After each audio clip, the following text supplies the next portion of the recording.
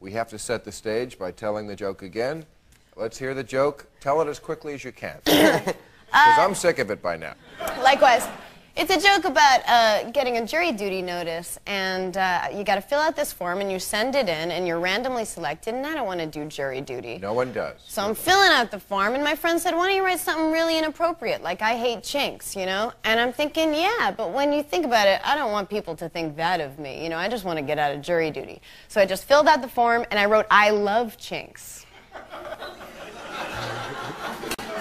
Thank you. That's the joke, you know. It's a joke that points... So where is the joke?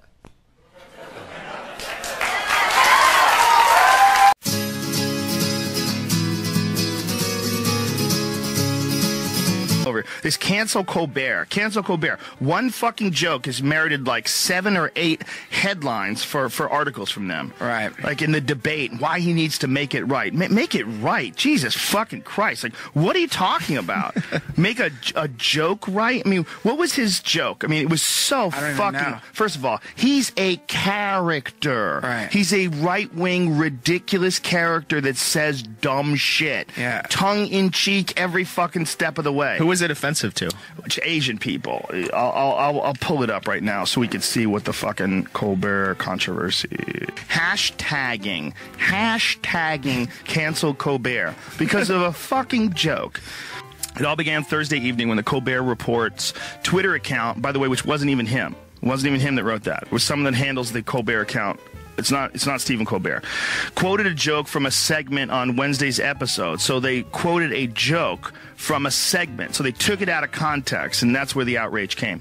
Quoted a joke from a segment that aired that mocked Washington Redskins owner Dan Snyder for setting up a charity to aid Native Americans in lieu of changing the team's name. The original bit, Colbert said he was inspired by Snyder to start his own charity called the Ching Chong Ding Dong Foundation for Sensitivity to Orientals or whatever. That's in response to a guy who runs a team called the Washington Redskins, which is an anti-Native American slur, making a charity for Native Americans without changing the name. Like, there's a whole context to that joke. I mean, he's not saying that there should be a Ching Chong Ding Dong Foundation. He's mocking the racism of a guy whose team is called a racist name. Right. Discussion. And I believe that comedy reflects society, and I feel that that joke is a joke that points a finger at racism, just like it's your job to point your finger at racism. And I think that it's inappropriate and it's counterproductive to demand an apology for someone who, like you, is illuminating racism just for doing it in a different way that you do it. I think to try to censor content that much, that you're taking things completely out of context, completely out of the meaning behind it. Context is the reason why language exists in the first place. It's everything. To be able to expand past really simple things like eat, fuck, shit, you need context. To have a goddamn language and communicate each other, we have to recognize subtleties. You're giving yourself too much credit. I think that, first of all, I understand satire. She said this was satire, it was taken out of context. I said there was no context. I enjoy good satire. Satire is a great device for making great points through comedy. But if you don't know how to do satire correctly, you make situations worse. You're going to tell me how to do satire? You make people believe. Let me finish my point. If I can finish my point. I'm trying to. If I can finish my point. That's what my act is about. If I can finish my point. If you don't know how to do satire correctly, you run the risk of making people think that you really believe what you're saying. And until you know how to do satire correctly, I'd stay away from it. Well, look at the thought it's provoked. Weird how what you're expressing right now is you're offended.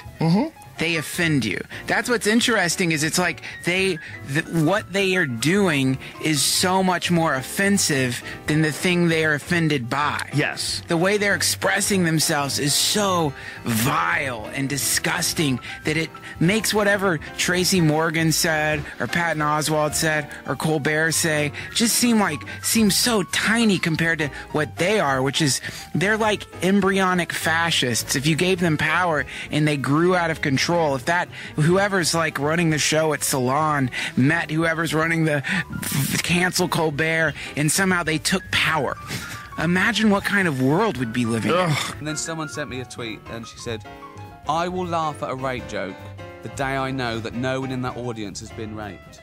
And I just tweeted back, what a strange door policy. Oh, yeah. I remember that. 2, please. Certainly, that's... can I just ask you a question? Have you been raped? I have, yeah. You can't come in. Sorry. No. It's a policy. It's not because there's a woman at the front, and she's only going to laugh if she knows that no one in the audience has been raped. I'm talking to my choir because I can't tell you how many times I'm at a dinner table or I'm playing golf or whatever, and I have to hear someone say, "Oh, he really Jewed me down on that," or "He was slow as a nigger," or "Look at that beaner run," and then I have to say, "Who are you hanging out with? Who do you hang out with?" God. What is a rape joke? You know, I wouldn't. You know, I'm not. I don't find rape funny. No, it's terrible. It's terrible. It's one of the worst, heinous things. But there's so many levels to get. I mean, technically, the door policy joke is a rape joke. Well, if that's a exactly. I think. Yeah, exactly. Right? I think so. Yeah. I think they mean the subject of rape. Sure. I don't find it funny. There are some people that would find it funny, but they're serial killers and rapists. Right. Okay. And the thing is, with again, stupid people treat jokes about bad things with the same fear and loathing as intelligent people treat the actual bad thing, and they're not related. When I'm with a mixed crowd, I cannot tell you 99% of the time someone is going to make a racial slur. And the fact that that exists, that's what I address. Your joke isn't helping it. If you want Yes, it is. Yes, it is. Sarah, if you Look want at to this. make a We joke, wouldn't have this forum if I didn't tell that joke. Can I make a point? It's if you only want to not make a joke, helping it in amongst the hypersensitive. If joke about a bad, that's what humour's for. To get us over bad things. That's exactly what, evolutionarily speaking, a humour is. So it gets us over bad shit. If you can't joke about bad shit, there's no point joking about good shit. Yeah, because it's We already don't need happening. it. It We already don't need feels it. good. It's already going to get. Everyone likes a balloon. Who gives a shit? It's like the laughter is this drug that cures bad shit. Is a drug here. It cures good shit. I don't want that. I like good shit. Yeah. I want something that cures bad shit. Well, laughter's the best medicine. Thank you very much. Now, children, what do you say when you meet a nice man? Are you my daddy? I had a lot of conflicting thoughts while I was watching this movie. First of all, I have to say there are some big laughs. There really are, and the audience seemed to enjoy it. After it was over, though, it left me feeling kind of sad and empty because the movies it satirizes were trying to say something serious, and this movie undermines and ridicules their message. It's simply the parading of negative black stereotypes, which if the movie had been made by whites, would be instantly categorized as racist. I'm trying to draw a line here, trying to get the joke and not be too serious, but boy, it's hard to do, and I can't recommend Don't Be a Menace. Oh, I recommend it. I laughed throughout, and you know, if it had been made by whites, well, you know, if somebody had been made by, black movies had been made by, I mean, if you get into that kind of thinking, Roger, it's like you don't want to acknowledge that you had you did acknowledge you had a good time in laughing at the picture. I had a good time at part of the picture. It wasn't that well made. Oh, come on, Roger. It didn't continue to build after it is as well made as... And here's another it's as well made. Wait a second. It's satirizing good movies. That's right. And the films like Airplane and Hot Shots are satirizing bad movies. Okay, but are you saying, think about this, just as a high principle now we're discussing. Okay. Are you saying that there are subjects that are off limits for satire, high-minded pictures are off limits for satire? No, I'm not saying that at all. Sure sounds like it. No. What I'm saying is, this is not a high-minded picture. No. Oh, I see. No, sure, if they want to, I said in my review, the satire is not very sharp. Basically, a lot of the scenes are not really satirizing other movies, they're just making fun of black stereotypes. Such as the woman who has all of the kids and they don't know who their daddy is. Which of the movies, the good movies, is that one from? It's a joke. It's a joke, and they're having fun with it, and people are recognizing it. You've got some guilt trip working on in your head. No, I don't have that no. Oh, yeah, absolutely, because I think if you were a freer spirit, you'd say, this is funny. Would you like to see a movie just like this about Jews? If the picture were funny, I'd be laughing. I don't think we'd see that movie being made. Well, I don't know, Roger, but that's no, I don't think so. Is that the essence of your criticism of a comedy? It's not. If it's not funny, then it is the essence. But you said it was funny. You've got to rethink your thoughts on this No, I said picture. there were some things in it that gave me big laughs. And those were okay. And I think that on Don't Be a Menace, my bottom line is Blacks have a right to satirize themselves just like any other group. Oh, I agree with that. And I think they did it well this time. That's it for this week, and they're not really satirizing themselves, they're satirizing films about themselves. That could lead to a long discussion. I'm sure we'll have it. Fifth story out front, Volkswagen's Super Bowl ad, funny or offensive. The automaker released the ad early, and it's already getting hit with accusations that it's racist because it features white actors with Jamaican accents. Take a look.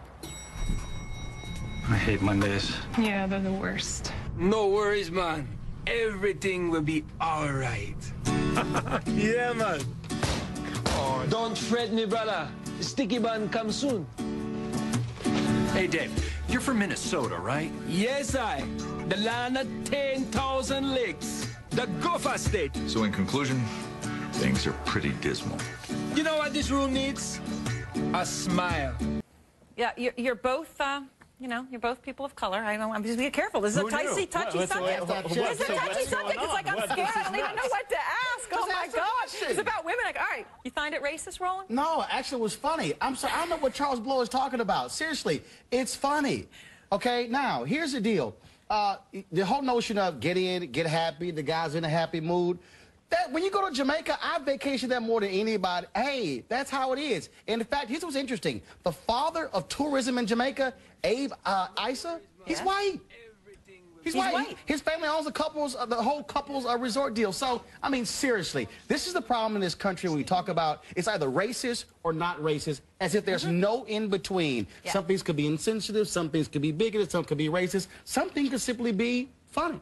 There is, so here's, well, one thing I want to say about Roland's point is that actually it's kind of racist for people to assume that only black people have Jamaican accents because Jamaica has a large Chinese population. It does have a European origin population, ton of Lebanese. It's a diverse population. But bracketing that question, here's the thing. Yes. So America is different than it was 30 years ago. And when we talk about racism, racism is about hierarchy. Racism is about saying that some groups are better than other groups. But this is not about racism. If we can't be playful about our differences, then we actually can't be a real mixed, melting pot, multicultural society. And the thing in this ad is that it's not saying that Jamaican equals bad, equals lazy, equals something else. That would be racist. What it's saying is that, hey, or Japanese at least it dude, would be culturally, white dude. You know, it would be bigoted in some way. But race, simply, to your point, or is separate. offensive. See, again, you can see what has happened when it comes to issue of race. If it's homophobia, it's either, oh, you're anti-gay or you're not, or you're racist or you're not, as opposed to something might be offensive, and you simply might say, well, that's offensive, but doesn't mean that you're racist, doesn't mean that you're homophobic. It simply means that somebody finds it offensive. Okay, have we just become so sensitive, though? I mean, it's like you can't, so now as a woman, okay, let me just talk, because I don't want to, race makes me nervous, it's not my, right? All right, woman. People make jokes about women. And some people go, oh my gosh, you're not a feminist, it's crazy. Stereotypical things about women. Oh, you want to talk it out all the time. You know what? Sometimes it's funny. Right. Sometimes it's who says it, right? Sure. Because if Joan Rivers said something, everyone would laugh and go, oh, that's just Joan Rivers. But do you think that this is, and maybe it's social media driven, I find now that, John, that people are outraged for just the sake of being outraged. Well, you're right. Our national addiction is umbrage, and we can't get enough of it. And everyone out there loves to be offended, especially on social media. It's one of the few things that unite conservatives and progressives in our culture. We love to be outraged. These jokes would not have been as outrageous if someone, like Artie said, that we all knew had said it. If Howard had said it, if Carlin had said it, it would have been a punchline, not as funny, because we don't know Trevor Noah yet. People are willing to judge his entire career and everything he's ever done based on a few old jokes. And if that's the case, every comedian should get the chair. But an opinion piece in The Guardian this week has kicked off a debate about her punchlines. Monica Hasey writes, for such a keen observer of social norms and an effective satirist of the ways gender is complicated by them, Schumer has a shockingly large blind spot around race. Schumer's stand-up repeatedly delves into racial territory tactlessly and with no apparent larger point. Her stand-up special features jokes like nothing works 100% of the time except Mexicans, and much of her character's dumb slut persona is predicated on the fact that the men she sleeps with are people of color. The thing I feel about the Amy Schumer thing is the way I feel about a lot of white feminists, right? This idea that, you know, because you're down for gender and pointing out sexism, but you kind of do it without like an intersectional lens. Well, there is a reason for that, and the reason for that is this. Here, the reason for that is simple. Yes. When there's some groups that are powerless, when there's some groups that have been on the receiving end of these things, sometimes these are the groups where they're now trying to assert themselves and say, no, we're not going to let you get away with that. It's a fair point. And I also think that that's like a comedian thing for some reason. There's like there's a difficulty for them to take critique. And instead of just taking the critique and taking it in, they then go on to like PC culture, or they go completely on the defense of that. I'm not this, and comedy should be a space where we can completely, like, nothing's off the record. Like, nothing is precious enough that we can't tease them about or make a joke about or turn into a punchline. And I know that this thing is going to be forgotten because just like we love the outrage, we also have the attention span of the guy from Memento, and we'll be on to our next faux outrage. I just think it's so interesting. Yeah, faux outrage. Yeah. It's amazing because sometimes you will say something about someone or to someone, and they're not offended, but then you have this old machine. That's why it's so hard to offend comedians. Well, everybody has a community. There's all these communities now. Jamie Foxx just got in trouble with the trans-operative community. There's a real self-centeredness that comes with it, and a self-importance about what I feel is appropriate, and what you feel is appropriate is not. And I'm the arbiter of that. But just anytime somebody's saying politically correct in a way that is insulting or degrading, why are we trusting what they're saying? Why are we even listening to them? It's just such a level of disrespect, and it's almost always grounded in privilege and a lack of acknowledgement of intersectionality. So it's, you know, it's a kind of conversation that has a dead end. That's what comics do. You bring up controversial stuff a lot of the times, and you know, a lot of us get bored with the typical subjects that we're expected to talk about. It's not the comedian's job to choose material that's going to make the audience comfortable. I think to say, oh wow, people think some of my comedy is racist, let me go look at those jokes and see who's laughing. And if the people that are laughing at the racism of it and not I mean, Sarah Silverman did this years back too, the same idea, but saying, you know, I'm a comedian, I can say it, I think it's funny, trust me, I think it's funny. Well, that doesn't mean that everyone trust me, that doesn't mean that everyone thinks it's funny, so who's laughing at your joke? Like, it's not the worst thing in the world that she tries a joke, but it's the worst thing in the world that she doesn't listen to the response of the joke, I think. Yeah, I think. Got a letter from a society saying, oh, we loved your show, we found it, we were very disappointed at the joke about Anne Frank, right? And I said, but you understood the satire behind the famine joke, the paedophile joke, the racist joke. You understood that because it wasn't your thing. Right. But you can't get over your thing. You think, well, why is, you know, I'm the same with some things. I don't like certain jokes about certain things because I can't get over them emotionally. I think the people who are affected by stereotypes are the people who get to decide how they feel about that. Someone else, someone white, telling me that I shouldn't be offended by these jokes because other black comedians have done it doesn't make sense to me. If other black comedians want to make jokes about black people, that's their right to do that. I don't have to think it's funny. I think in an era when we see black men disproportionately thrown into the prison system, in the poverty to prison pipeline we have in this country, where the Confederate flag, the symbol of quitting America because you want to keep people as livestock, still flies above the South Carolina Capitol, being offended by an artist's jokes might not be the best channeling of your energies. And I say that with respect and admiration. It is about the message that it perpetuates. I encourage you to watch the entire special he did. You'll see he's making fun of himself throughout it. Yeah. We have to have a conversation that's a little bit more nuanced and recognize that Amy Schumer cannot be everything to every person. So like, while, you know, Lauren, while you may really identify or connect with her humor, I may not, and that should be okay. And from that, we can have larger discussions. I think it's a compact humans have always made, we want to be able to laugh about stuff that's upsetting us. It's part of it. And then everybody gets upset sometimes, and they all go, how could we make such jokes? This is a terrible thing. But in the end, we always choose the humor. That's why comedy's always stayed in there. Once in a while, everybody says, this is wrong to talk about these things, and you shouldn't joke about bad things or hurting things. And we all clang a bell because that's part of the process. And I accept that. That's okay that people do that because it's part of it. You say that to yourself once in a while because it lets you off the hook. I tweeted to everybody that I thought that joke was inappropriate. And then later you can laugh at a joke that's inappropriate. You know, I mean, that way you get to have both ways. But are there places you will not go? Only if it's not funny or if it's boring. That's it. Yeah, or somebody else has been there heavily. Then I won't go there usually because it's boring. Yeah, it's only if it's boring. But I don't. I remember saying one time that saying that a joke is too awful, saying that something is too terrible to joke about, is like saying that a disease is too terrible to try to cure it.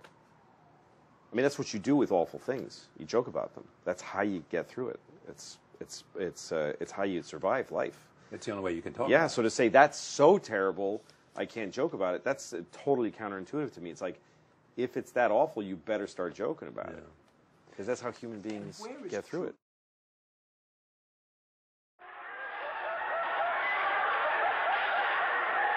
Did you happen to hear about it?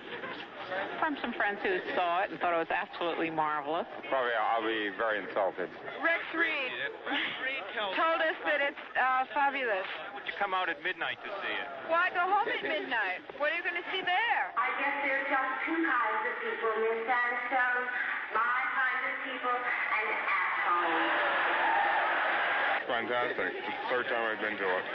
It's an incredible head scene for people. Oh, it's marvelous. Absolutely. Most disgusting thing I've ever seen in my whole life. Not to be believed. Absolutely outrageous. It was divine. Fabulous. Oh my God! Fantastic. It was really fun. Excellent. Yes. Loved it. Really good. Really good. Right? It was great. Piece of garbage. It's a little gross, but I liked it. Well, it was really the grossest film I'd seen. I think John Waters has got his finger on the pulse of America. I think he's got his thumb securely up America's ass. I enjoy dirty things as much as everyone else does, but this isn't even dirty. It's just disgusting. So without further ado, let me introduce you to this. It's a quiz show from Germany. Please welcome your host, Adolf Henkler. Adolf!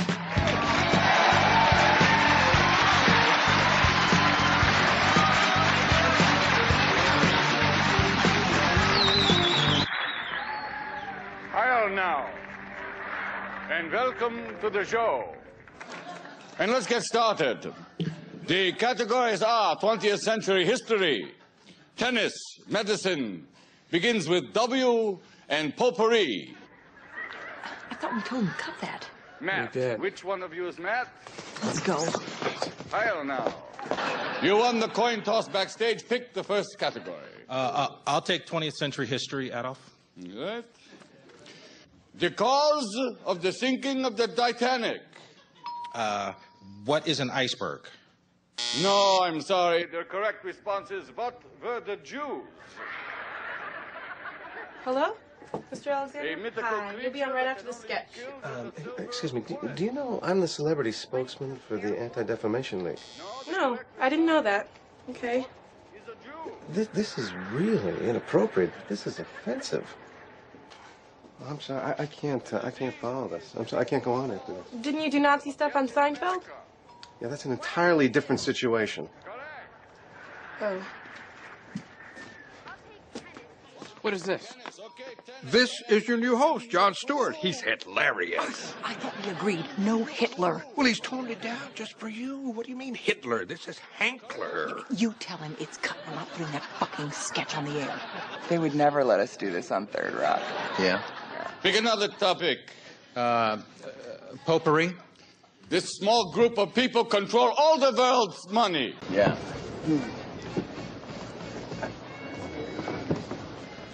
Very, very funny. It's funny. Absolutely. The network is cutting. It's gone. It's gone? Safeway. Let's just bring out Jason Alexander. We'll do 3 segments and... Well, Jason got offended by the sketch. He left. So tonight's show is me and Kristen Johnson for an hour? No. The entire show is gone. I believe tonight will be a best of Larry.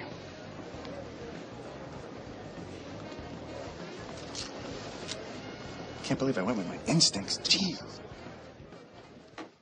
North Korea says the United States is on the verge of committing an act of war and that its reckless, provocative insanity will be met with merciless retaliation from Pyongyang. The U.S.'s transgression is a Seth Rogen comedy The Interview, two idiots are recruited to take out the most evil dictator in the world today. We use these guys on the premise of doing an interview to assassinate the North Korean president. And now it's become an international issue. Even the government involved. Been a lot of hullabaloo, I guess. Yeah. I mean, it's weird because the movie itself is so silly and just like, we just made it to try to be funny more than anything and entertaining, and we weren't like, let's make a really fucking controversial movie that really pisses people off. Like, that was not by any means our intention, so. The absurdist humor, obvious to any Rogan fan, seems lost on the North Korean regime. Today, this ceremony marked the anniversary of the start of the Korean War, as the country released a stern reaction to the film. The act of making and screening such a movie that portrays an attack on our top leadership is a most wanton act of terror and act of war, and it's absolutely intolerable. You are entering into the most dangerous country on earth. What do you think is the Christmas surprise they keep hinting about? I don't know. I hope it's a new bike or something. I'm optimistic. I'm hoping this whole thing will take a turn. It didn't come out at Christmas.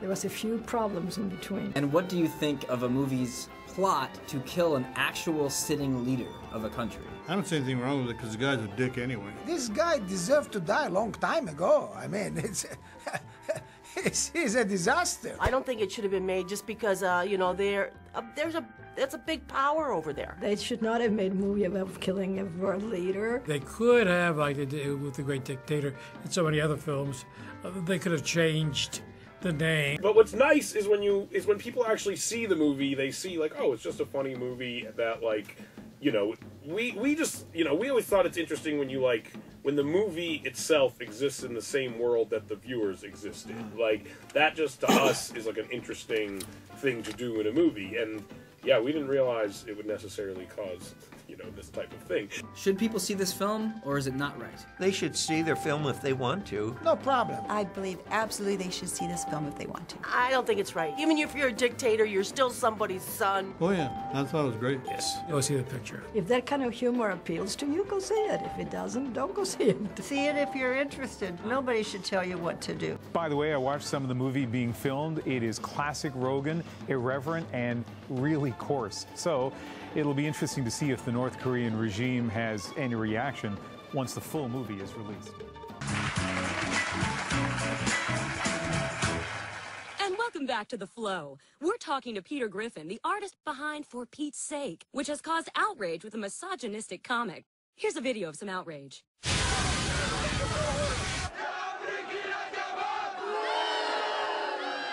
Yeah, those boos don't hurt so much because you spent 2 minutes of the last segment applauding a red velvet cake.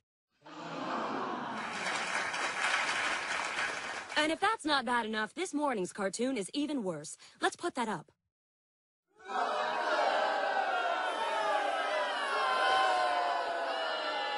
Mr. Griffin, do you really think this is an appropriate cartoon to run on Gloria Steinem's half-birthday? You sound angry. Did one of your friends get engaged? You have no idea how offensive you are to women, do you? What?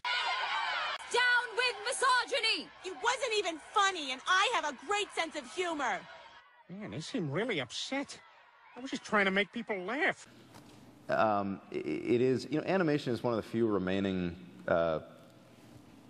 television media, television genres, other than, you know, obviously things like your show, where you can touch on politics. You can't, you know, I mean, you can do it in dramas, but in comedy, a live-action sitcom can't really go there because it'll be regarded as sort of hokey. No, you could definitely get away with things that people could not even dream of when they're actually people. But religion is another one that, of course, you know, I love it. You know, of course, I'm going to love it that the show is often making fun of religion. And that's a hard one to sell. I mean, on a network, it's a hard fucking pill for them to swallow. But when you were over at my show the other day filming that episode, and you know, I used the word Christy. Yeah, yeah. And the censors came over and said you can't say Christy, and I was like, are you fucking kidding me? You can't on a network. You can't take the Lord's name in vain. You can't say Jesus Christ unless it's like, oh, Jesus Christ. and he's right there. But is anybody here on the panel ever offended by something that the show you work on does? Yeah. Well, there was that point where I think it was Brian said that Sarah Jessica Parker looked like a foot. The saddest person, and you have to have a heart of stone not to feel a little sympathy for the censor who comes to the table reads at Family Guy. And by the end of the table read, her script is like accordioned out 6 inches, and she just like takes a deep breath and turns to Seth like, page 2, and it's the biggest laugh on the page, and that's the first note, and then page 3, and Seth just starts up the mountain. You could make the argument with absolute legitimacy that over the past 10 years, the biggest defenders at the network of our show have been the censors, believe it or not. Absolutely. Yes, yeah. Wow. Yeah. I would not have guessed that. The bullets that they take... To the viewer, it does not look like there are censors. Oh, you should see the shit they throw out, man. No, I mean, we watch it all the time and say to each other, I cannot believe they got away with that. I can't believe they got away with that. There are little things. Like, you can show the evil monkey rolling the joint. You can't show him actually... You have to cut away just before he lights it. Really? Yeah. It's hairline differentiations. Like that is powerful stupid. Yeah. Continuing now with Fox News analyst Sarah Palin, who's in Arkansas this evening and has some thoughts on this scene from the Family Guy. You're going to be this rude all evening? You haven't asked me anything about myself. Oh, sorry. So what do your parents do? That's better. My dad's an accountant, and my mom is the former governor of Alaska. So, Governor, what do you think? It's pretty nasty, is it not?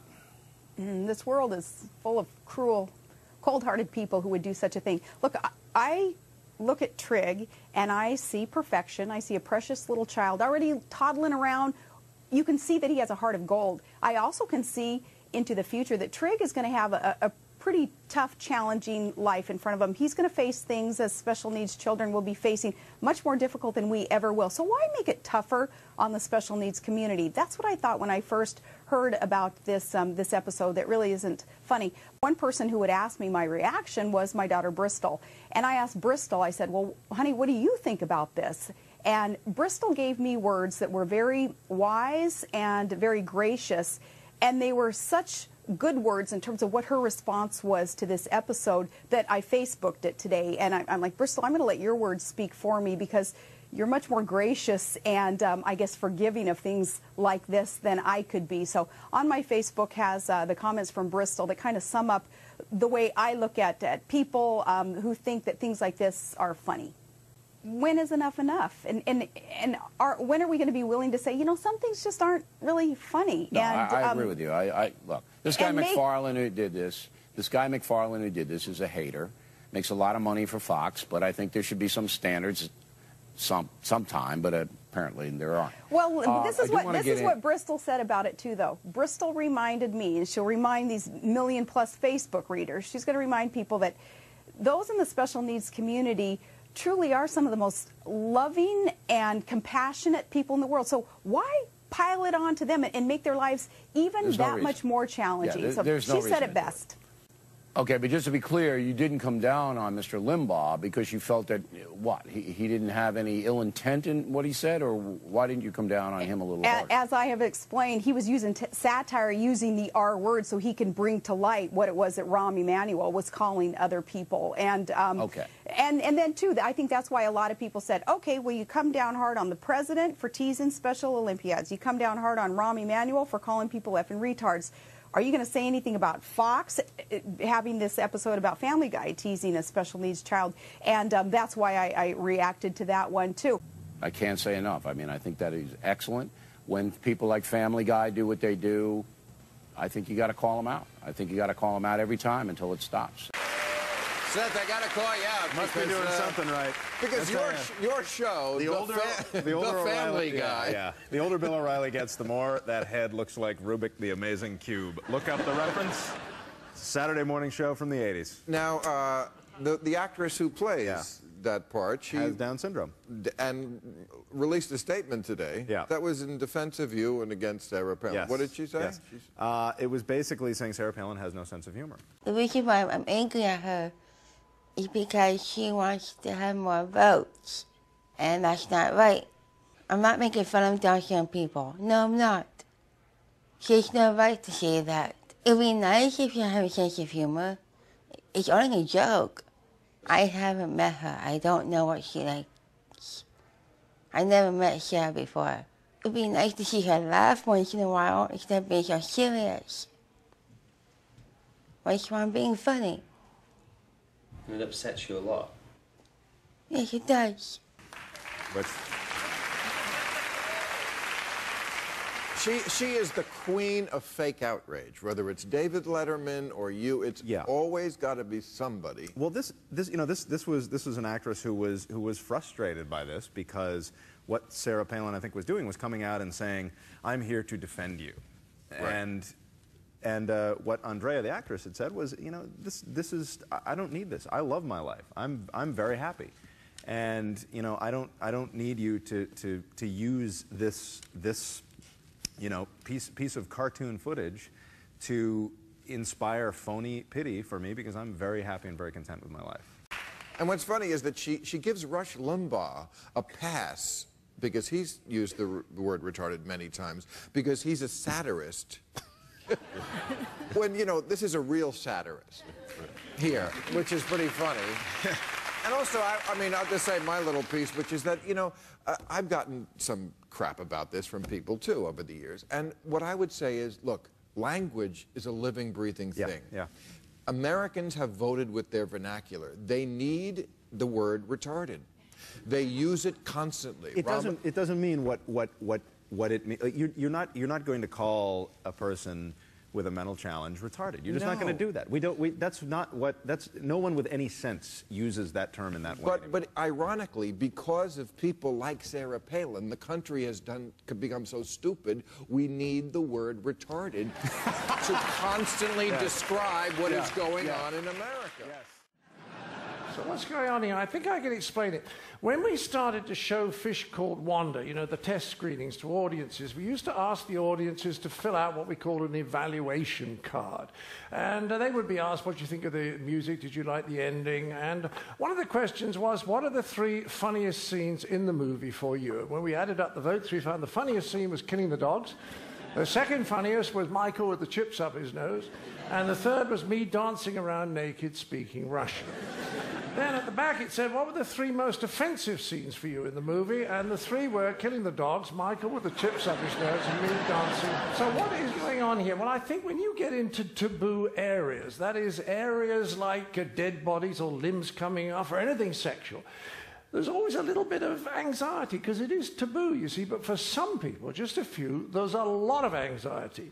So when the subject is raised, they kind of freeze up and they feel very uncomfortable and they hate it, and they hate the fact that people around them are laughing so much, and they say, I've been offended. However, most people just have a little bit of anxiety. So what happens if you make them laugh? You get an even bigger laugh than you do normally, because you get the normal laugh, and then you get the extra energy that comes from that little bit of anxiety being liberated. So you get huge laughs when you deal with taboo subjects. And that's one reason why my humor has a pretty black quality to it some of the time. I always get asked this question, you must get asked it all the time, is there anything you shouldn't joke about? And I will say, no, there's nothing you shouldn't joke about. It depends what the joke is. It's not should, it's could. Well, can you? I don't think that there's a bad thing to talk about, because I think that I agree. A great thing about comedy is taking people to places that they have fear and foreboding and making them laugh in that place. I think you help them. I told this joke. Made sure the old people couldn't hear. Like that. I went, OK. Father, sitting at home, just reading the newspaper. This little girl comes running in. She's only 6. Hello, darling. Hello, Daddy. You've been playing? Yeah. In the park? Yeah. With your friends? Well, until the man came along. Till the man came along? Yeah, a man came along, and he asked my friends to leave, so it was just me and him. Darling, come over. Whatever happened, none of it was your fault, OK, darling? None of it was your fault. But tell Daddy every detail. What happened? He took me behind a tree so no one could see what we were doing. Oh, God, darling, and then what happened? He took my dress off. Oh, God, what happened next? What happened? He took his thing out. Oh, God, darling, and then what happened?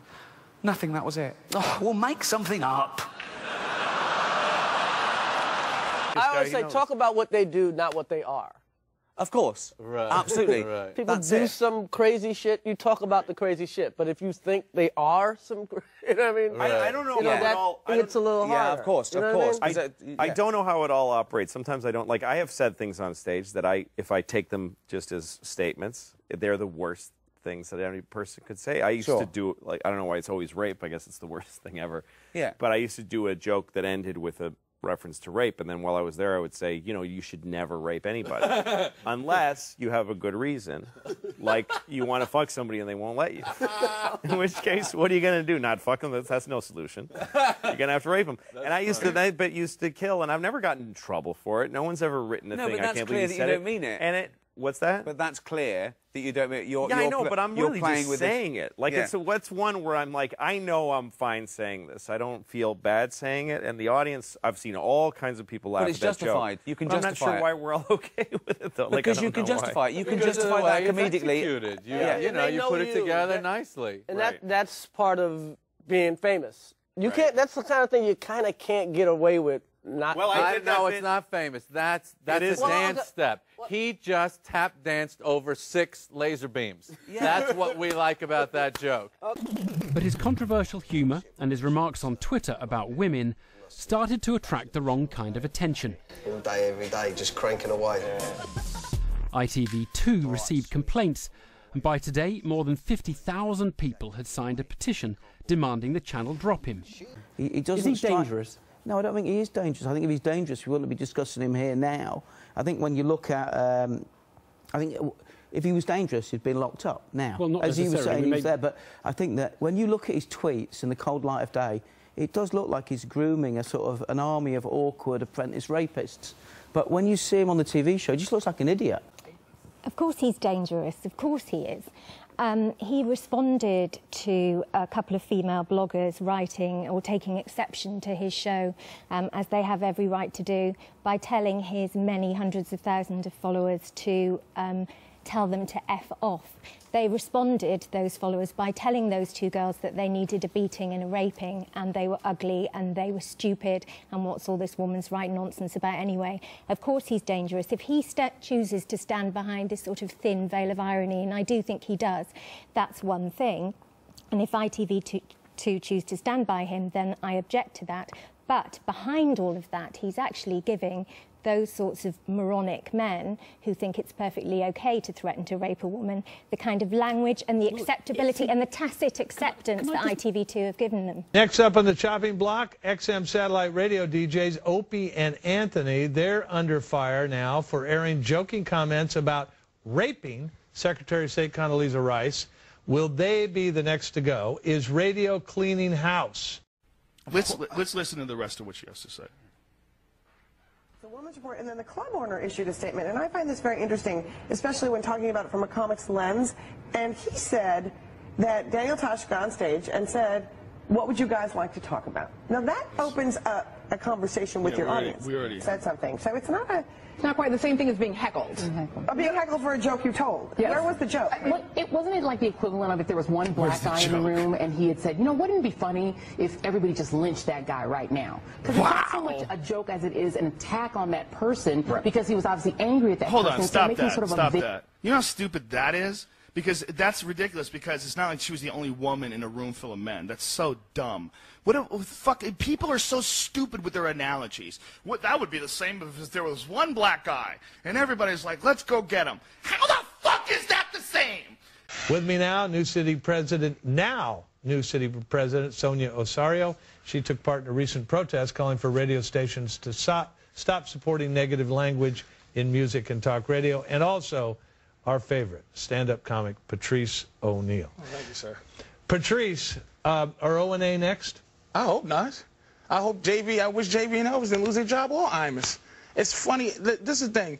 I don't know her, but I'm assuming that she has nothing to do with funny. Because I've told you that I don't think that he contributes to raping people, and you're saying that you didn't say that. I do not think he contributes to raping people. But you're saying that he contributes to rape culture, and I'm saying, what the fuck is that then? Well, and that's what I was telling you. It's the fact that we live in a culture where women who have been raped aren't allowed to, the way we're saying it, go to comedy clubs because they might get offended, and I'm saying that I think that sort of sucks for them, considering they were fucking raped, man. and now they have to watch where they go. You're going to have to take away every single thing that people have been victimized from and take it out of the vocabulary and the vernacular of comedy then. Because then everything, like I've been beat up before. Have you been beat up? You ever been, I've you been got your robbed ass with a kicked? gun. That's Yeah. way worse than getting Yeah, raped. John Bryan's been robbed with a gun, and he was fucking freaking out every time he was in a parking lot for months afterwards. And I know that's true. But you know what? He can still go to a comedy club and know about the time where he almost lost his life with a gun in his fucking face. And if someone jokes about robbery, he should be able to laugh at them. How many unfunny rape jokes lead to rape? Like, I don't know how many jokes about rape there are. There's a lot, but your world is not funny. Your world is next on the big story. My world is people trying to be funny. Well, I mean, you think it's okay to try to make jokes about rape? I'm diabetic. I make fun of that. I'm a victim. I might lose a toe. And you could joke about murder all day. You could joke about murdering people all day, and no one in the audience who's lost a friend to murder should be allowed to step in and go, I've lost a friend to murder. Stop it with your murder jokes. Right. Yeah, but I don't know if you would, again, lash out and attack that person as much. Like, if that person was fucking... You would if they heckled. You would if you were telling a joke about murder. Someone said, talk about murder. And you go, nothing's funny about murder. You know, oh, what's funny about murder? The bullet killing someone, an arrow, a machete, and someone goes, actually, murder's never funny. Right. And you go, wouldn't it be funny if somebody just murdered him? Can I just put a point to you, which is that it's potentially the case that it's only funny because all those people who are watching him understand that it's outrageous. And if it was genuinely kind of seen as normal or acceptable, the humour would just wither away. So they're laughing at it, knowing that it makes certain people angry. Well, first of all, I would say about that they're laughing at women. They're not laughing with, they're laughing at women. The butt of the joke is women. What's happening now is the marketplace is deciding what's appropriate or what's not appropriate. I think the nation is just tired. There's a new mood in the nation. What nation? The nation. You know what? We're tired of things that are just the nation, this paper, and you? I'm not the nation. I'm just speaking for me and funny. You're speaking for the nation, or are you speaking for... Yeah, you know why? Because I remember 6 years ago doing something against Anthony Openy because they were just so outrageous, and their violent images that they put out to women was just uncalled for. And now, I think people... You think they were trying to be funny? I think now people in this country think they were trying to be funny? Tired. You know what? I don't care if they're trying to be funny. That's what I'm saying. Why are you in that business? I've been to your show once, and it wasn't very funny being a woman. It was in your hilarious. Show, when you talked about... That's why she doesn't like me. I was in the paper with her, and the joke is hilarious. It's called The Angry Pirate. And the lady who wrote it in her outrage didn't even know what it meant, and anybody who read it laughed. I'm saying, because I think we're talking in circles. No, because we're talking about comedy, man. We're not talking about reality. That's my point. You know that if someone says, wouldn't it be funny if somebody just murdered him? You know that that's worse than saying, wouldn't it be funny if someone just raped him? That's not worse. It is worse. There is a change in this country. People are realizing they have an opportunity to speak out, and advertisers are listening. Radio stations are listening. You're not talking to who I talk to. And you're not going to get paid as much money anymore. And I'm saying you know that they're both just jokes. That a guy joking around about wouldn't it be funny if that guy got murdered is the same as someone saying wouldn't it be funny if that guy got raped. He doesn't really mean that. He's making a joke to move a comedy show along. How can you justify a bad joke, a joke that isn't funny? Oh, wait a minute. Go ahead. An attempt that isn't funny, doesn't get any laughs, and is about raping the first black woman to ever become the Secretary of State of the United States. Don't throw that at me. Well, why not? The attempt is what I'm trying to fight for. The joke funny jokes and unfunny jokes are come out of the same birth. That you don't know if anything is going to be funny. You should attempt to be able to make anything funny. Don't you think a joke about rape is doomed to be not funny? It's possible, but I've heard them. You've heard a funny rape joke? I say a couple. Watch my HBO special. I'm pretty good at it. Yeah, Patrice says that if you're having sex with a woman, doggy style, and if you hit her in the head just the right time. No, it's ejaculate in her eye and kick her in the shin, and she walks around like, arg! It's the angry pirate. That's what she was trying to say. A violent act of hitting her in the back of her head, her body. It's called the donkey punch. Which will then... Why are you laughing? She's outraged. It's called the donkey punch. It's whole humor that she has no clue what it is. We have the same problem that Opie and Anthony does. You can't say just anything on the air. You can say anything you want. It might not be funny. You might get in trouble for it, but you should be able to be attempting. And plus, when is a crazy bum going to get an opportunity to rape the president? If the president's wife, John?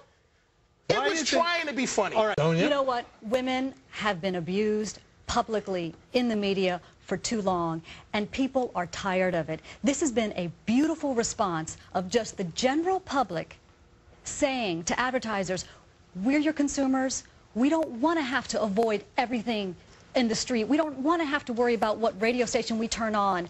And there is some really derogatory, violent thing to deal with. All your information, ma'am, is secondhand from someone making you aware that someone said something that you should be upset about. It's a shame. Your constituency, the people you represent aren't all victims in this matter. Patricia O'Neill, thank you very much. Sonia Osorio, thanks to both of you. Appreciate it.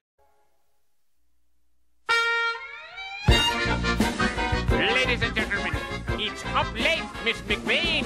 I'm your announcer, Upper Gruppenführer Wolfcastle. And here's McVeigh.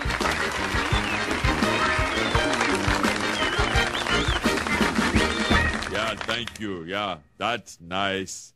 Let's say hello to my music guy, Scoey. That is some outfit, Scoey. It makes you look like a homosexual. Oh, maybe you all are homosexuals, too. The thing about the Tracy Morgan thing, it's like... That whole thing I thought was bullshit.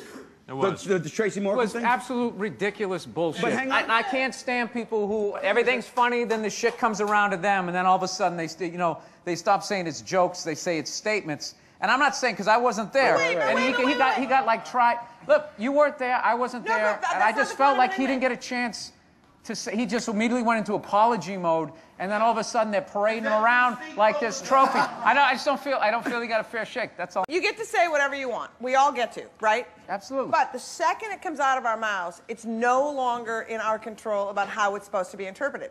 People can hate it. They can do whatever you want. So every time you say something, like I always say, the only thing I promise my audience is that I wrote something I care about. I say it because I believe it. The second it comes out of my fucking mouth, you can hate it, you can write your congresspeople, you can call your network, and that's the bottom line, is that we all have to deal with the shit that comes to us from saying what we say. The person who said it knows what they meant by it. If you process it in a fucked up way, ask him how he meant it first. But you don't get that luxury. As a comedian, you don't get the luxury to say, but I really meant to say it this way. I realize that. The whole thing came off of one guy's blog. Every news item about it. And how do we know he's not a dick? We weren't there. Sometimes some audience people can't see irony from a million miles away. But did Tracy deny saying it? No. Did the guy get it wrong? No. Whether he said something offensive or not, I just thought it was fucked up that one guy went home like with, I guess, the greatest memory ever, like a stenographer, and typed it out, and everybody's like, that's what he said, and that's what he meant, because guy in seat number 5F said it. And next thing you know, he's going around got to apologize. That's kind of a scary thing as a comedian. The gay community has a very strong activist community who, when they hear shit against them, they take it to the mat, and guess what? Shit happens. Yeah, but I don't agree with that. Guess what? Shit happens. So, like, so then you have to just... I mean, if there's one... you got to tell you, like, that word, it can mean other things. It just can be ball breaking. Anytime you play sport... I was playing hockey the other day, okay? And this guy, he knocked me down. I felt stupid. I got up. He asked me, he goes, you all right? And I go, yeah, you faggot. Like, it was this oddly intimate moment. He was going, are you okay? And we were on the ice, and it made me uncomfortable. And I said, hey, you faggot, get away from me. That's just ridiculous. What is ridiculous? I don't think that they shouldn't be allowed to be married. I don't think they should be treated like second-class citizens. I think You think you can say faggot derogatorily when you're on the ice when there's nobody gay around. That's what you think. It came out because of my childhood. But you don't think... But because of that word, then it's going to be like, oh, this is how he feels about gay people, and then he has to go apologize. It's ridiculous. There's reactionary words, and then there's words that... And faggot is one of them. Yeah, but it's I say it to my friends. I'll call my friend, like, what are you doing tonight? He goes, I got to go out with my wife. I go, faggot. And then I'll hang up the phone. But you said something interesting about when it's individual words. Like, a lot of people will get busted just for using a word, and the context goes away, and the irony goes away, and all that sort of stuff. But you made a really interesting point when I was talking to you for the book Satiristas about how what it does is give a roadmap to racists to not get in trouble, because all they have to do is avoid certain words. Yeah, you can kind of leap across the pond, because they just know what not to say, and they can continue thinking it. He's from Boston. Well, you know what? No, I get That's what they say. So why didn't he use the You know what? And one person from Boston's going to get fucking offended and be like, well, what do you mean by that? We're not all from Southie. And then how did you mean Boston? Once again, who is determining how somebody's intent is? Who is to determine, hey, you know, the way you said that was mean-spirited. I know a lot of fucking idiots that think a lot of shit is mean-spirited just because it goes against what they believe. Everything is subjective to each audience. So you could say one thing in front of one audience, say the same thing, and those people are offended because it offends them. Just like me. There's shit that offends me.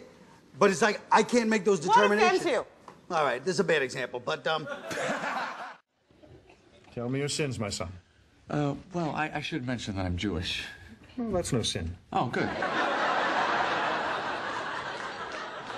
Anyway, I wanted to talk to you about Dr. Whatley. I have a suspicion that he's converted to Judaism purely for the jokes. And this offends you as a Jewish person? No, it offends me as a comedian.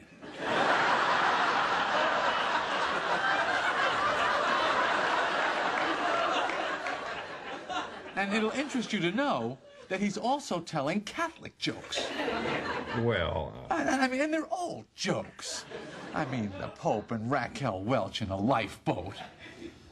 I haven't heard that one. Oh, I'm sure you have. They're out on the ocean and yada, yada, yada. And she says, those aren't buoys.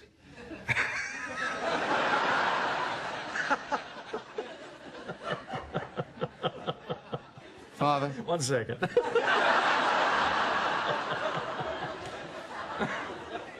Well, if it would make you feel better, I could speak to Dr. Whatley. I have to go back and have a wisdom tooth removed. Good luck. You know the difference between a dentist and a sadist, don't you? Newer magazines. That's funny. Now, if you would excuse me. The new movie Dogma opens tonight, and it's already generating a huge amount of controversy, and so is its creator, Kevin Smith, who lives right here in New Jersey. News 12 New Jersey's Caroline Shively reports on one protest against the movie in Eatontown tonight. Hail Mary, full of grace. Organizers in Eatontown had hoped for hundreds to join them in the protest against the movie Dogma. Instead, they got less than 24, but they were joined by this man. He wouldn't admit it, but he looked and sounded suspiciously like Dogma's writer, director, co-star, and New Jersey resident, Kevin Smith. I don't think it stands for anything positive. What does it stand for? I don't know, but I've been told not good. The movie follows two fallen angels who try to get back into heaven and the people who are fighting to keep them out. I was the 13th apostle. You knew Christ? No. Brother owes me $12. But lines like that have many groups angry. We're here with a small number, but we're the church militant. We should have more Catholics here. If this was a direct attack against Muslims or the Holocaust or the Jewish people, you would see them outraged. The protesters didn't seem to slow down the number of people pouring into the theater to see the film. It just makes me want to see it more, actually, if there's controversy about it. I think they might be taking it too seriously. I mean, it's just a film. It's a comedy. So you really shouldn't take it too seriously. The battle between the protesters and filmmakers is sure to continue for as long as the film runs. But in the end, this is a fight that might be won or lost at the box office. In Eatontown, Caroline Shively, News 12, New Jersey. Smith's production company, View Askew, actually posts hate mail it receives on its website. I'd like to bring up, by the way, my name's Louis C.K., and I had a show called Lucky Louie, and you issued a press release saying a lot of negative things about my show. So I'm on the radio with you. I can't not mention it. I remember one thing you said. You made a list of things that were offensive to Catholics about Lucky Louie, and one of them was an episode we did where I wanted to help my wife have an orgasm before we decided not to have another child until we were having good sex and she was having an orgasm. And you listed that as something that's offensive to Catholics, which I don't understand, because a married couple trying to make sure that their sex life is healthy before moving on to a second child, how can you have a problem with that? Did I have a problem with that? Wow. Apparently, according to your press release. The Reagan defense, I love it. That's offensive to Catholics. Bill, is there anybody that ever does the press releases that you might just kind of glance over and go, all right, and then they kind of, do you word everything accurately? Because what Louis is telling you is the truth. I mean, that really did come out. Yep. Well, listen, I write all my own stuff, so I can't blame it on somebody else. Have you watched Lucky Louie? No, I haven't. Well, that's interesting. That's odd because you wrote that thing. I quite frankly, I don't recall I did. Why don't you send it to me? Mr. Donahue, you're not off the hook. We found the press release about Lucky Louie. Okay, what does it say? It says that HBO's Lucky Louie is barbaric. Catholic League President Bill Donahue commented on last night's episode of the HBO program Lucky Louie. Blasphemy often tracks obscenity, and Lucky Louie has been obscene from the first episode, so we were due.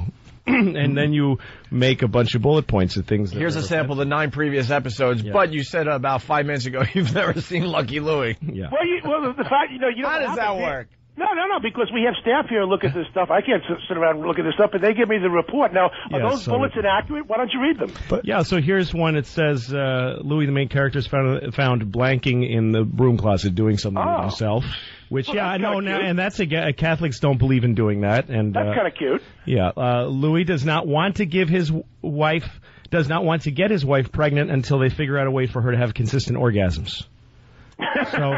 So what's wrong with that from a Catholic point of view? Well, we prefer them to be inconsistent. Now, look, you've got some of the bullets there that you probably won't even want to read on the air about some of the stuff. No, well, but address this one, because these are your words, and you're laughing, but I just take anything you say about Dakota Fanning seriously, because you don't take this seriously. Because you couldn't even repeat on the air what I just said there, in taking out one of the statements. Right? That's something you found objectionable, made you call my show barbaric. So tell me what's barbaric about that. I'm bringing attention to something which is patently obscene, and if I have a snide remark and you can't get that kind of humor, I don't know what to do with it. Now, Bill, I don't understand that. Yeah, he's trying to see. Louis wants your reason why that's something the Catholic League would be interested in. Would object to. Why is a guy and a husband and wife having a healthy sex life before they decide to get pregnant? Why is that a problem? Yeah.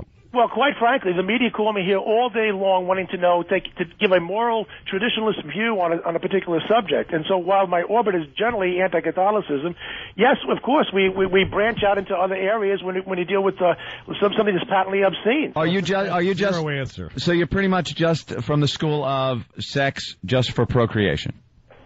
Well, obviously, the Catholic Church's teachings on that. Not just for pleasure, so that would be the problem? We don't defend adultery. Is that what you mean? We don't. No, inside of a marriage. It's inside a marriage. Inside of a marriage, two people having sex. That's the way it should be. Making a choice not to get pregnant until they're having a healthy sex. That's wrong. That would be in the best interest of everybody in society. All right, that's what the episode was about. That's what they were doing. Yes. They were married. I think you're leaving out a few things, a few ellipses here. No, Bill, actually, no, we're not. I just think that you're a press hound. I don't think you really care about the stuff you say, because you wrote this. You don't remember. How do you know about motive? Now you're getting into motive. Well, because you didn't watch the show, and you put out this statement calling it barbaric, which is very strong statement. Do you guys actually think that anybody who runs an advocacy organization, whether it's GLAAD, ADL, now NAACP, do you actually think that the CEO, I actually write all the news releases, do you actually think that Abe Foxman over at ADL sits around and watches TV about Jews being bashed? If they write the press release, then they should watch it. You guys are living in another world. Yeah, but you wrote it, so you didn't watch the show, and then you wrote the release, which is dishonest. But you haven't found one thing there in that release that's inaccurate. Yes, but in context, it's dishonest. If you quote something and you quote it selectively, it can be dishonest because you are quoting out of context. So in the meaning, it's like if someone says, "I'm going to kill you" to their friend, and then you say that was a murder threat, you're quoting them correctly, but the context you're using it in is dishonest. Right. So context does matter, Bill. That's what the apologists for Dakota founding are saying. You have to look at the context. You do, though. Well, rape can actually But you do. Everything is what we're saying. Well, in context. is The Last Temptation... Wait, I'm sorry. What was the movie with the Christ recently? Is The Passion of the Christ a movie that advocates violence because there was violence whipping Christ? Or in the context of the crucifixion, is that violence acceptable to show in a movie? Well, there's no question about it. It's acceptable. Well, then why is the historical story? Right. So then why is the context there acceptable and not considered a violent or a gratuitously violent film? We really have to have all this discussion about oral sex if you're and everything else, and these girls coming on to the guy, right? No, Bill. That's really important. I'm talking. So let's just say, of course it is. In context, girls leaving their homes because they're confused and living in a violent place, and then offering oral sex to other men, and finding out that was a mistake from a responsible adult is important. And it's relevant. It's extremely relevant. And you don't know that because you didn't watch the show, and yet you wrote this. I don't know what it was. The creators of South Park are being threatened with possible assassination because their show included a representation of the Prophet Muhammad. Here's a clip from that episode. You said you wanted we got him for you. We have no way of knowing if it's really in there. It could be a trick. It's no trick, dude. My friend and I went to the Super Best Friends and brought him here. Then have him step out of the bear costume. You have until the count of 10. 1. Don't do it, Randy. If seen, we could get bombed. 2. Idiot. If he isn't seen, we're about to definitely get bombed. 3. All right, stop. We'll do what you say. I'm sorry.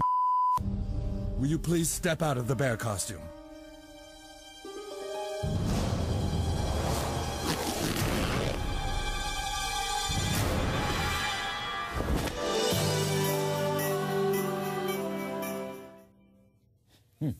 Okay.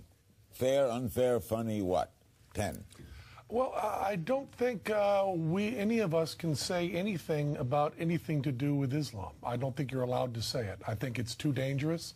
And I think when people like Matt and Trey, who are some of the best writers and the most talented people alive today, are threatened like that, everybody should be very, very scared. It says nothing about Matt and Trey. It only speaks to Islam.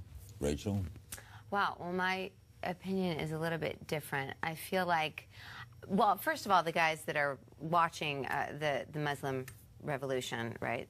Yeah. I mean, if they're gonna turn on South Park and they're gonna watch it, they should kind of know what they're getting into. It's not, it's as if they're equal. Exactly. So I feel like if you're going to watch the show, but I believe they believe that the very existence of that is an affront to their religion. It's not the question that they don't want to see it.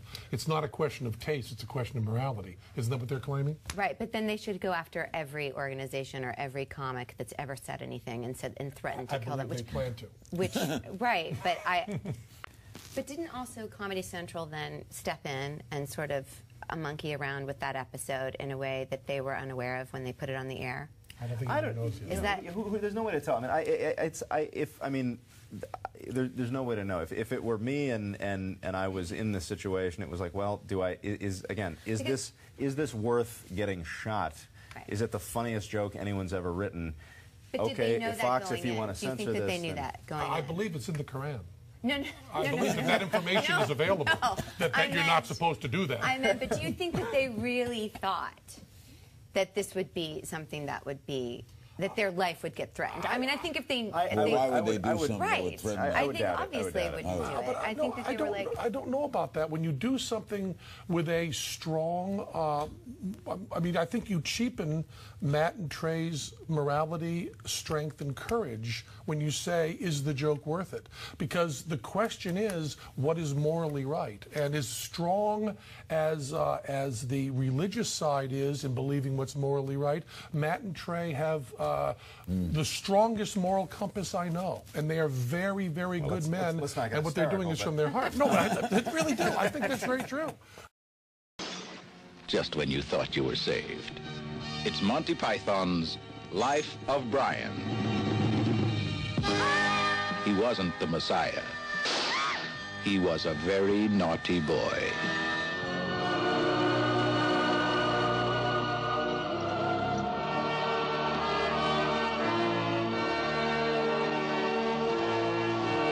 And we would absolutely deny, at least I would, that there was any attempt to say you should not believe in Christ. What we're saying is take a critical view, find out about it, don't just believe because somebody tells you to. Somebody in the pulpit says something, question it, work it out yourself. You're seriously suggesting that if someone saw that film, say a young kid who knew nothing about the Gospels or about history, that the figure of Christ that would emerge from it, this story of the Incarnation, would be a noble one, would be... He would have to sort it out for himself. And he would have to, for example, work out, I mean, does one accept every word in the Bible? In the Sermon on the Mount, did they get it all right when Mark wrote it down 30 years later?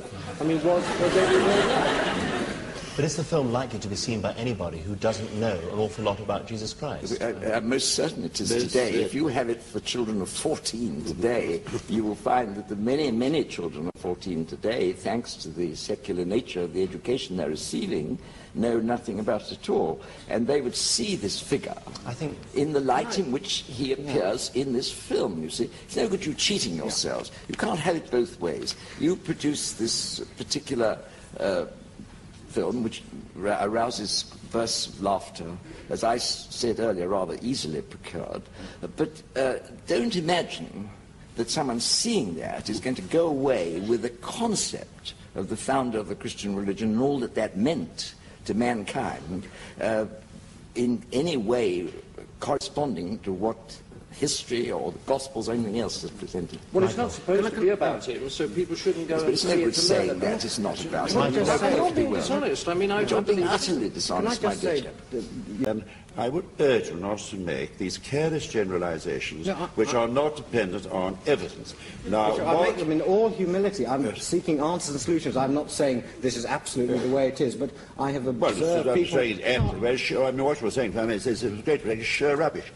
And you made a ridiculous generalization which is unworthy of an educated man. Now, having said this, back to what you say, somebody aged 14 coming and seeing this thing of Jesus, what you are seeing is not one of the greatest teachers in the world. I mean, granted, lots of people, majority of people wouldn't accept him as the Son of God as I do, but surely most of us would see him as one of the greatest teachers of the world. Now, you wouldn't guy Socrates or make him appear as a clown. And what I think maybe this there are funny film... things about it. Why shouldn't we make jokes about it? Well, if there are certain aspects of the world, you would not Socrates... That's not my point. I don't know enough about Socrates Socrates. was Maybe murdered. He was made to drink poison. You wouldn't guy him at that point or make him appear as a clown. And what I say, and I'm afraid you won't alter my conviction, John, over this, is that this most what is to a Christian the most sacred moment of the whole Jesus experience, namely his death, that at that most sacred moment he was guyed and made to look as a clown. May I make another point just here, which is rather interesting, that if you'd made that film about Muhammad, you see, there would have been an absolute hullabaloo. But you see the difference? You're right, Malcolm. I mean, 400 years ago we would have been burnt for this film. Now, I'm suggesting that we've made an advance. And I'm suggesting that compared with other presentations of this great event, the Incarnation, you had not made an advance, and that anybody in the future who might dredge up this miserable little film, and it's quite possible they might as a piece of social history, they would certainly not wish to relate it to the thing, say, Chartres Cathedral, which is built to the glory of Christ. Not a funny building, actually. But they might want to compare it with 40 Towers. Yes, they're not even intended to be a funny building. Well, it's also about closed systems of thought, whether they're political or theological or religious, whatever. Systems by which whatever evidence is given to the person, he merely adapts it, fits it into his ideology. You show the same event to a Marxist and a Catholic, for example, they both of them fine, they both have explanations of it. I mean, it's what to be pompous poppers on about with falsifiability of theories. I mean, once you've actually got an idea that is whirring round so fast that no other light or contrary evidence can come in, then I think it's very dangerous. I don't think it's dangerous to someone like Malcolm, because he's actually a very nice man. But I think he is the sort of guy that this film is actually having a go at, because I don't think that there's any evidence that can come to him now that is going to make him think, am I right? Am I making a mistake? That's the point I'm making. Well, in this film, there was nothing that could possibly, because the film itself bore so little. No, but the point I was making, Mark, was not the film. Forget the film. So much rubbish. Okay. Is there anything that can happen to you now that could cause you to change your mind? But of course, every single person who is alive and spiritually alive is constantly reviewing his faith. I do not believe for a moment that there is a definitive faith, and you say, there it is. But there's nothing in this little squalid number that could possibly affect anybody. Now, in that sense, I give you this point. I give you this point that there's nothing in this film that could possibly destroy anybody's genuine faith. That I grant you absolutely not, because it's much too 10th rate for that. But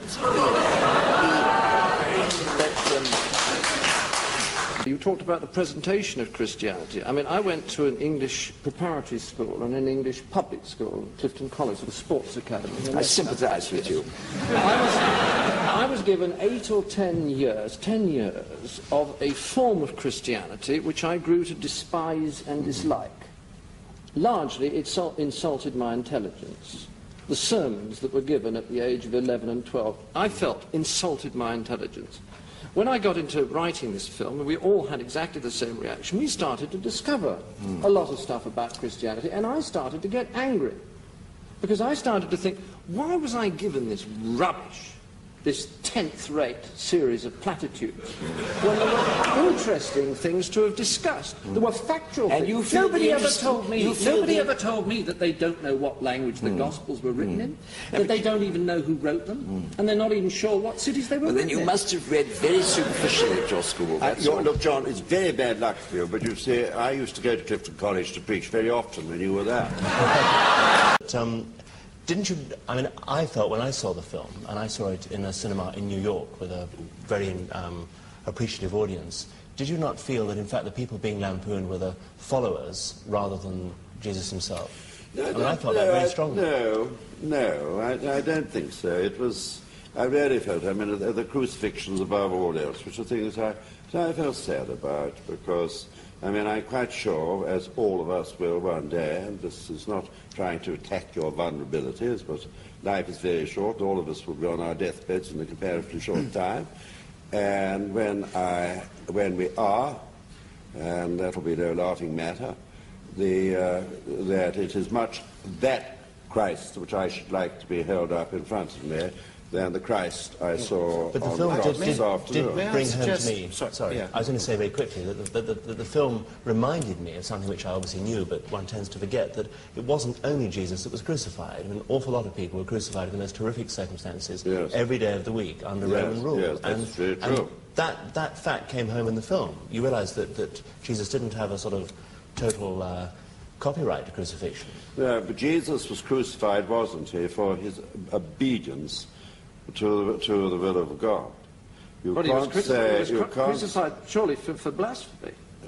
Yes, they accused him of blasphemy because he was obedient to the will of God and of his kingdom. Well, neither were the... But, I mean, I think that what...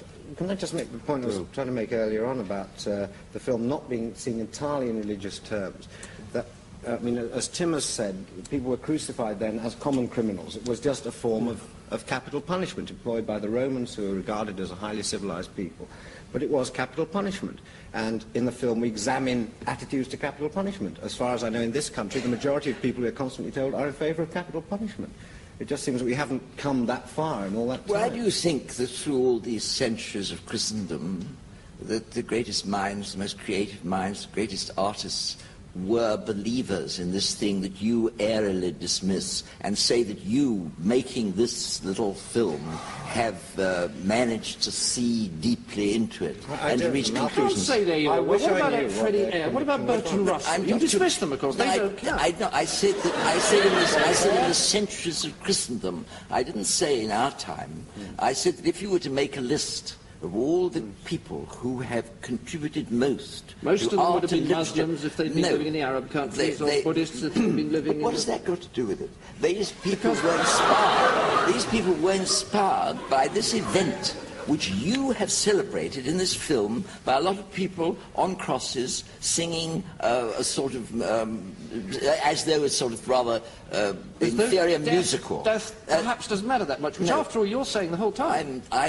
You're looking forward to it. I'm looking forward to it keenly, but I'm looking forward to it. About it. No, I'm looking forward to it keenly because I know, because I relate it to these very things that you dismiss. I relate it to the story of the Incarnation, this great drama of the Incarnation, which you have reduced to a sort of comic film. Now, you think that in doing that, you have shed light.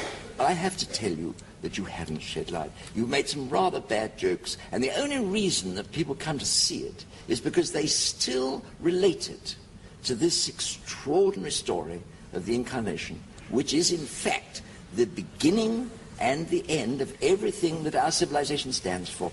Our civilization began with a man, the Apostle Paul, telling pagan world about the Incarnation. That was the beginning of it. We're not the only civilization in the world. Not at all. No, I'm not there's saying a lot we of are. civilizations Certainly. with different religions, Certainly. right? I'm not. And the important thing is that people should be open to the various possibilities, and that they should take a critical attitude. Yes, but to them. whoever said they shouldn't be open? But you don't make people open by producing the sort of buffoonery that you produce. You certainly don't make people open by giving them the kind of garbage I was given at that school. Well, then I'm very sympathetic to you for having received this garbage, some of it at the hands of our friend the Bishop here. I'm very sympathetic indeed, and I think it's very sad and tragic that you should have been cut off from something that's so wonderful and only given garbage. But I would simply point out to you that if you care about what constitutes what we call Western civilization, which now probably is coming to an end, and you were to consider the role that's been played in that by this thing that you treat as a piece of buffoonery, you would have a certain humility.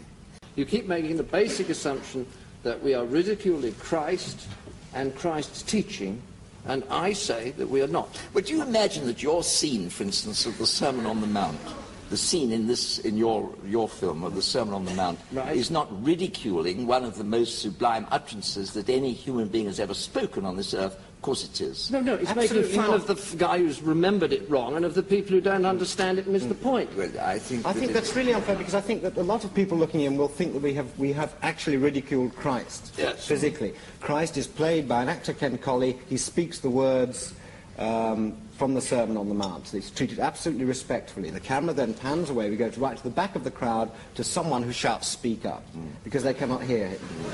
Now, I mean, if that utterly, undermines one's faith in Christ, then I think the faith cannot be terribly strong. I started off by saying that this is such a 10th-rate film that I don't believe that it would disturb Yes, I know you started with an open mind. I realise that.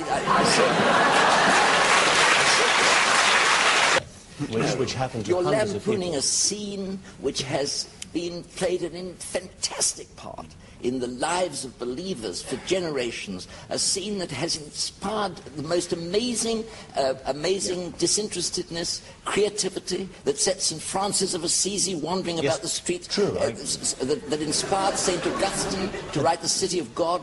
This I accept, but I all think that the is true, and all crucifixion- you've done is to make a lot of people on the cross singing a music hall song. I mean, it's so disgusting when you think of it. A lot of people go away very happy, laughing at that, their faith not touched one jot. I don't think it'll really touch do. your faith. I don't think it will. And then we come back at this point. And a lot of people on the first Good Friday went away from Calvary laughing their heads off and thinking the death of Jesus was a tremendous joke. But that's very true, you know, because as a matter of fact, all you've done is for the person you followed in this film is Herod. Because it was Herod who organized this absurd scene, and I'm only amazed that you didn't get some comic effects out of the crown of thorns. That's the only thing that puzzles me in the If we wanted to make a joke out of Jesus, Jesus would have appeared on the cross. He was an actor, he was there in the film. He does not appear on the cross. Nowhere at all. It's a gang of thieves, of common criminals who were at that time crucified in hundreds day by day. I mean, that's...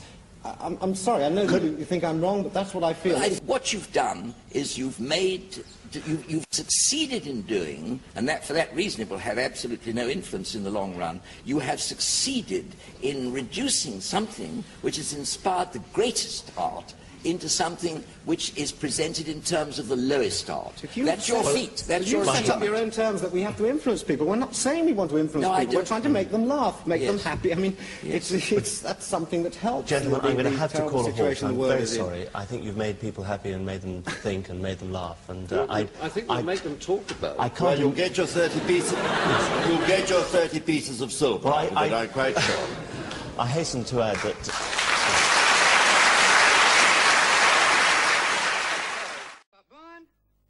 You know what they say? Some things in life are bad. They can really make you mad. Other things just make you swear and curse. When you're chewing on life's gristle, don't grumble, give a whistle. And this'll help things turn out for the best. And always look on the bright side of life. Always look on the light side of life. If life seems jolly rotten, there's something you've forgotten, and that's to laugh and smile and dance and sing. When you're feeling in the dumps, don't be silly chumps. Just purse your lips and whistle, that's the thing. And always look on the bright side of life. Come on. Always look on the right side of life. For life is quite absurd, and death's the final word. You must always face the curtain with a bow. Forget about your scene, give the audience a grin. Enjoy it, it's your last chance anyhow.